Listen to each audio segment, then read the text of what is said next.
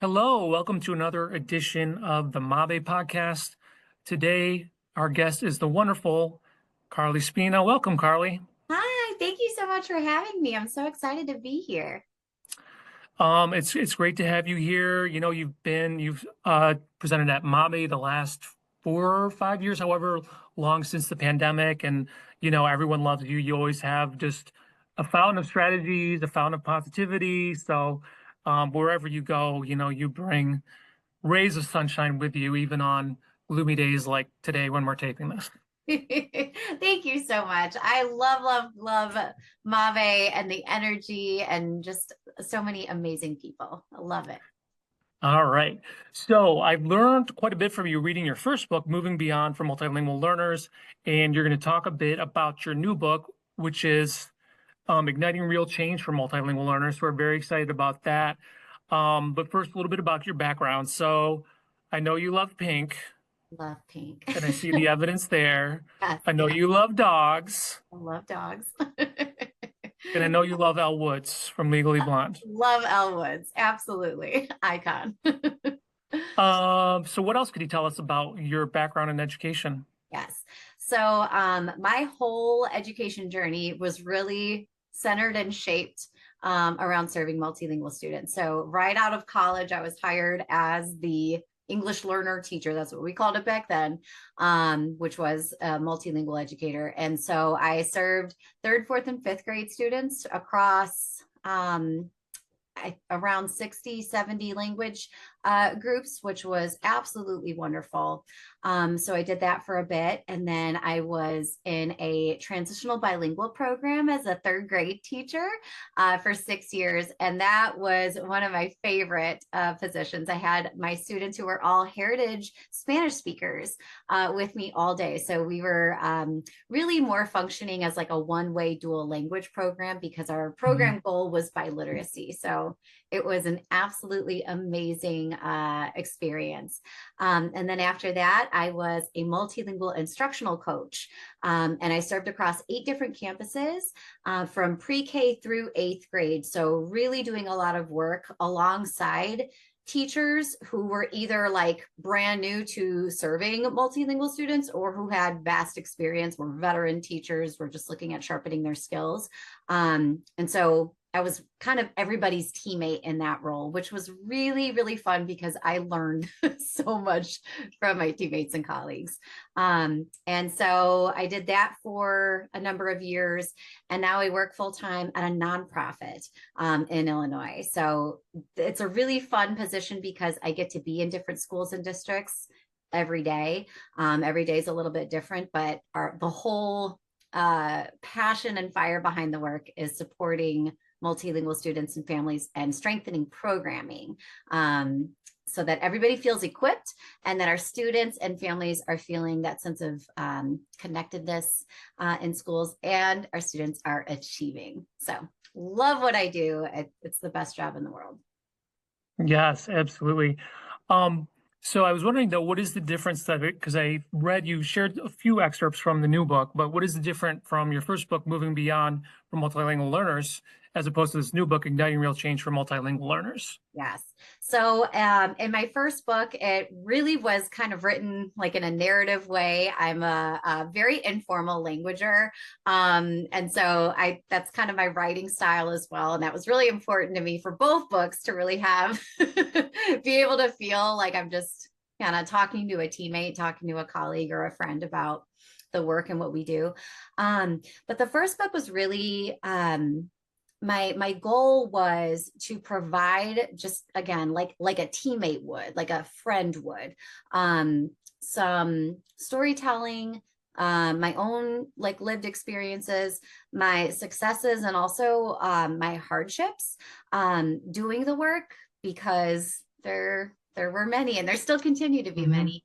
But I don't want any one educator who is doing this work to ever feel alone, or that their struggle is, just isolated to them and their system.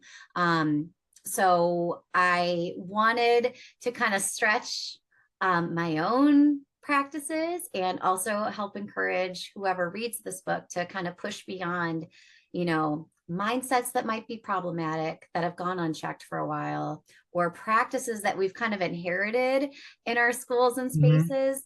And really, like, again, either pushing ourselves individually or pushing our systems beyond. And in this new book, this one's ready to like, let's light a fire and let's like really move the Hmm. needle to address equity, because we know um, a lot of our systems were not designed for our students to achieve and succeed. And so this book is really more of a magnifying glass to say, okay, let's identify what are the current realities, what are the obstacles and the battles, how do we need to equip ourselves to be able to be better decision makers and teammates and partners in the work for others in our system, and then how do we take actionable steps. So in this book, there's like a 3-prong process that hits across every chapter. That's question, equip, and act. So this is like a call to action. Like, we're starting a fire, let's go. Yeah, I mean, I think it's hard because there's no one right way to do this work. And again, ELLs, particularly newcomers, I mean, their needs can be extremely diverse. Um, but there's definitely wrong ways to do things, and not doing anything or not, giving the hard reflection around your practice, that's not going to be helpful either. So, I mean, sometimes it feels like this intangible thing if you haven't really dug deep and don't have a vast amount of knowledge around the teaching of multilingual learners. But there are a lot of things you can do, and there is there are prescriptive ways to improve programs and better meet the needs of students.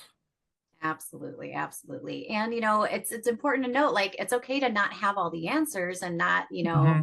feel like, okay, I'm fully equipped, I'm ready to go. But like, let's continue to question, right? Let's continue to ask really good questions and ask the right questions with the right folks. And just continue to grow our practices and say, what I've been doing for a while isn't helping, right? Like, or isn't Yeah. supportive. It's not a supportive structure. So there's definitely things that we can all do, no matter, how long we've been doing this. It's always good to continue to grow. So um, you start each chapter in your book with a story. So can you share with us one of those stories? Yes, yes. So right out of the gate, like at the very beginning of the book, I start to talk about my dogs, and I talk about my dogs a whole lot.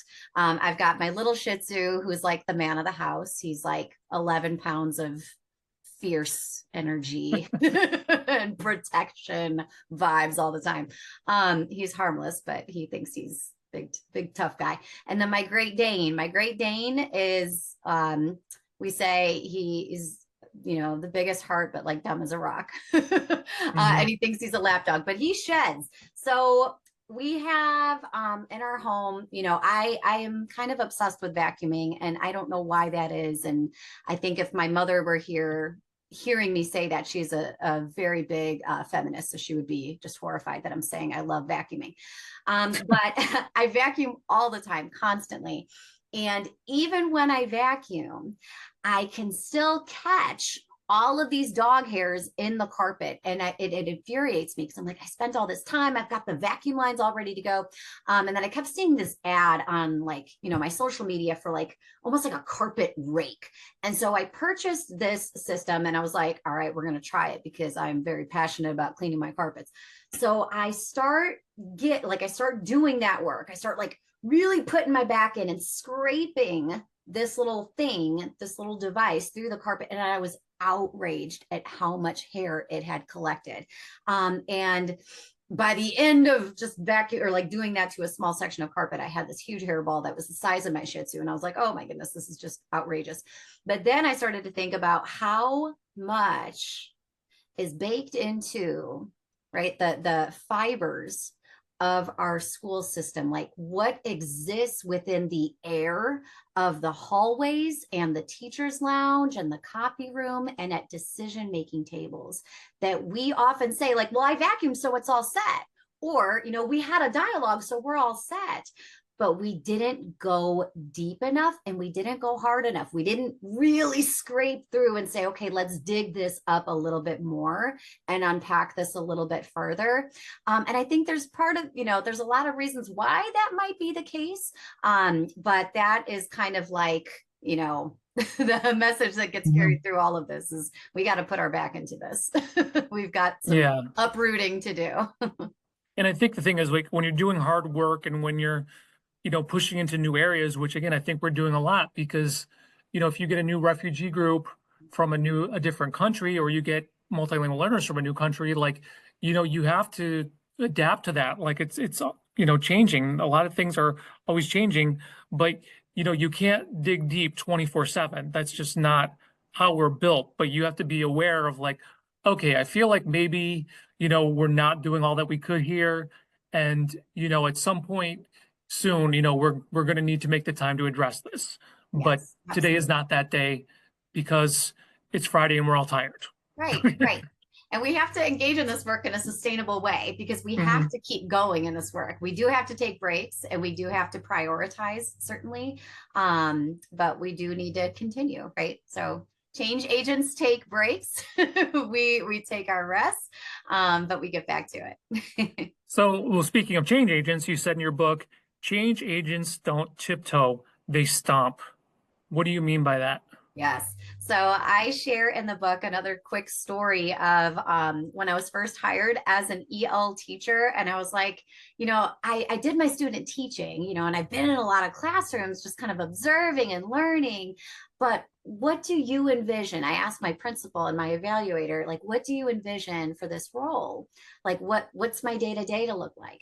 And the person responded to me and said, well, I kind of want you to kind of tiptoe into classrooms, and sometimes you might take your students and your babies and you're going to take them to the back of the room and you're going to kind of whisper support and keep them on task during class. And at the time, I was fresh out of college. I was just trying to learn the ropes. I was trying to you know, catch my bearings and learn the system and all of those things. But reflecting back on those years of that being the expectation that they want me as the teacher to not be seen and not be heard. And what message does that send to me as the teacher? But what message does it also send to the students who I serve and to all the other students and the other teachers in the building? So as the, multilingual teacher, I cannot be expected to tiptoe, right? Our collective expertise and passions and interests and fire that we bring into the space can benefit everybody, absolutely. But it's really intentionally there and designed for our multilingual students. So I want us to kind of embrace those moments and opportunities to be loud and proud and to be visible and audible, and bring our full selves into our work because we want our students to be their most authentic selves and be loud and proud, especially of that multilingualism that they possess. Yeah, actually, as you were talking, I pulled out a post-it note from your book that I didn't have in my notes, but um, So, but you had said in your first book, Moving Beyond, the attention a school district or a school program gives to their multilingual learners, that's indicative of the way they treat subgroups in general. I use subgroups just for lack of a better term, but sometimes the attitude toward them is slightly different than other groups, and you would talk about these other groups in that way. So why would you talk about this group that way, or why would you feel like, oh well, they just dot dot dot dot dot, which also leads into another quote from the current book, or sorry, not a quote, but you mentioned that equity can't be treated like an initiative. So Yes. tell us more about that. Yes, absolutely. And I feel like, in education, if you look at any school year, right? Like you start the school year and you've got all these new things that are about to be rolled out, or curricular resources that are being piloted, or, we're all going to focus on these key strategies, and we tend to pour a lot of effort and time and energy, and we have committees that kind of engage in this work. But if we've been in education for more than even 3 years, we find that initiatives tend to fizzle out or fade. Hmm. And for a number of reasons. Sometimes it's because, like, oh, we're at full implementation of whatever that goal was. Or sometimes it's because whoever was leading that charge leaves the district, or the funding resource is gone, right? So Yeah. it's for a number of reasons. And, it's sometimes without not within our control. But if we tend to say, well, equity lives because we have a committee, or equity lives because we have this one multicultural event. So we really want to kind of push a little bit harder and say, equity can't be an initiative. It's got to be really baked into every action we take. It's got to be a part of the conversations that we have about, like, adopting a new resource, or creating a plan of support for a newcomer student, or kind of wraparound services for a particular family. It has to exist in the air. It has to exist at decision making tables. It has to exist outside of, like, a mission statement. It really does need to be present in everyone's mindset and what they're bringing into, the classroom or instruction or assessment. It has to live and breathe everywhere. Yes, I was actually, yeah, you got to live it and you got to breathe it. And it's not a hat you try on. It's Yeah. something you wear all the time. Yes, exactly. Exactly. All right. Well, thank you so much for joining us today. Do you have some more information you can share with us about your new book, Moving Beyond for Multilingual Learners? Because I know it's not Yes. really just yet. Yes, I'm so excited for it to be released on June 30th. And you can find it wherever most retailers are, most retailers have it. On the Rutledge website, it will be available for pre-order on June 9th. And this book is part of the Equity and Social Justice and Education series in Rutledge. So I'm very, very excited to have this under the eye of Paul Gorski, who is just a phenomenal thought leader in our field. So excited for the book to come out, and I'm excited for people to engage with it. Well, I'm excited to read the whole thing. Again, I thank you so much for being a part of the MABE community. Everybody always loves having you. And I sense the feeling is mutual that you love being there. Absolutely, it's Maybe. the best. It's the best community. I know. I always laugh. I'm like, I'm from Illinois, but I'm going to sneak over to Michigan again because I can't get enough. It's so good. All right. Well, great. Well, I'm sure we'll be seeing you there again in the future. And thanks again for joining us and have a great day, everybody.